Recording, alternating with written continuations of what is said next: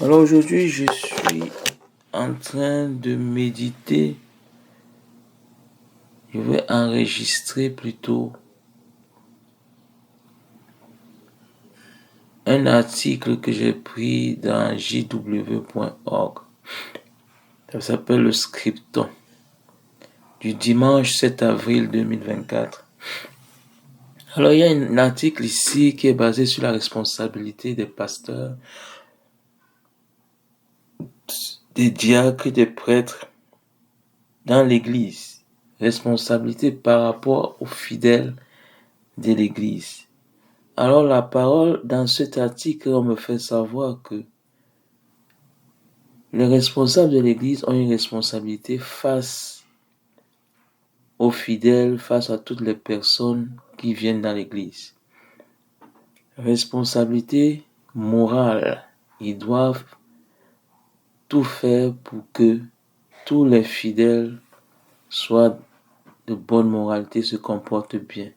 Mais par contre, s'ils trouvent une personne pécheur qui pratique l'impudicité à ciel ouvert, que ce soit à l'intérieur de l'Église ou bien à l'extérieur de l'Église, ils ont la responsabilité de demander des comptes à cette personne. Pourquoi? Parce que ce mauvais comportement risque d'infecter,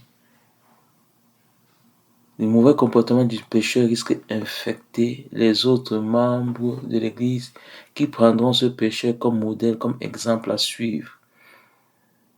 Et toute décision que les anciens, que les prêtres, les responsables de celui vont prendre à l'encontre de cette personne sur terre, cette décision sera validée dans le ciel. C'est ce que nous dit Matthieu 18, 18. Cela veut dire concrètement, si on fait bas la terre, supposons que je suis pasteur d'une église et que je constate que l'un des fidèles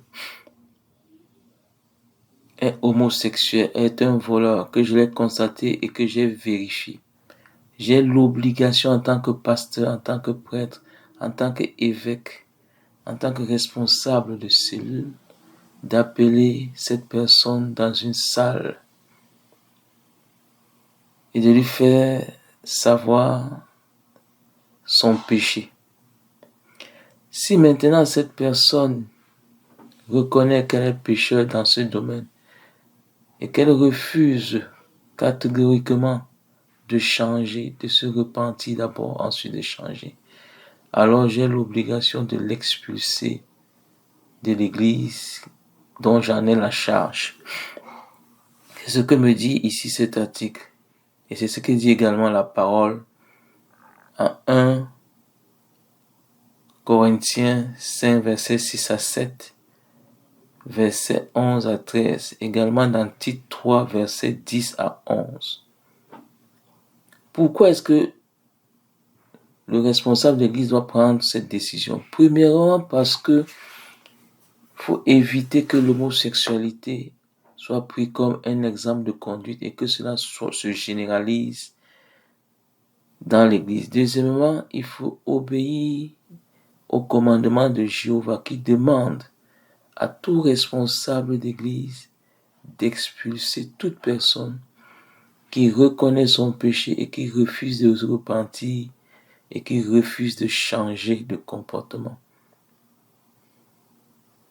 Donc, une fois que cette décision est prise, et si cette personne aime vraiment le royaume, elle va réfléchir et se repentir. Alors, c'est en ce moment donc, une fois que cette personne va se repentir, en venant voir les anciens, en mettant en exergue sa volonté de changer, parce que parfois nous sommes en prise à des passions, à des ténèbres, à des persécutions dont nous n'avons même pas l'idée de leur existence. Donc les anciens vont donc prier pour ce pécheur repentant, en demandant à Jéhovah de l'aider, de le délivrer, pour qu'il retrouve une bonne santé spirituelle.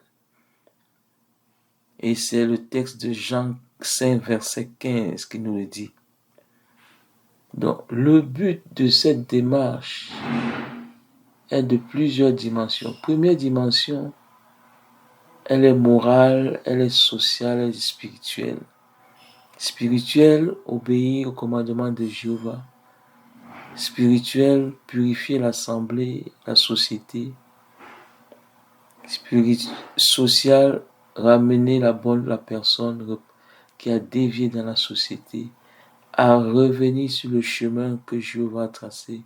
Social, parce que également, ça évite que ce mauvais comportement puisse se répandre dans la société, infecter la société et attirer la colère de Jéhovah. Donc, les responsables ont beaucoup de travail à faire.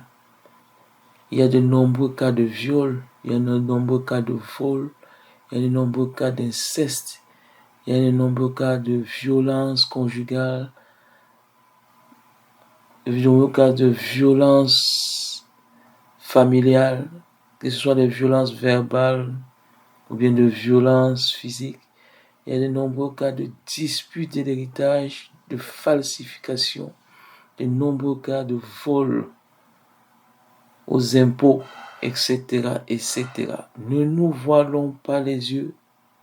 Si nous voulons évoluer dans le bon sens, nous devons changer de comportement. Évoluer socialement ne veut pas seulement dire évoluer dans le domaine financier et technologique. Ça veut également dire supprimer nos viles passions. Alors prenons le cas très simple d'une personne homosexuelle ou bien d'une personne qui violente constamment son épouse devant ses enfants et que cette personne, que le pasteur est au courant, il appelle cette personne et que cette personne refuse de changer, de se repentir. Alors le pasteur a l'obligation, d'après les textes bibliques qui régissent son église, d'excommunier cette personne. Mais par contre, si plus tard cette personne revient avec la volonté de changer et qu'il se repent sincèrement et change sa façon de se comporter, qu'on constate qu'il change sa façon de se comporter, alors les anciens vont prier pour lui et l'Éternel des armées va agir, il va lui accorder son pardon. Et même si ce péché était grave, puisqu'il a décidé, il a reconnu sa faute, il a décidé de changer. Une fois qu'il sera totalement et définitivement délivré de cela, de ces mauvais penchants, c'est en ce moment qu'on doit le réintégrer dans l'église. Donc nous devons le lire dans 2 Chroniques 33, verset 9, 12, 13, Luc 15, verset 17 à 24, 1 Timothée 1 à 15. Merci beaucoup, mes chers auditeurs, mes chères auditrices. Partagez, méditez la parole, ça fait du bien.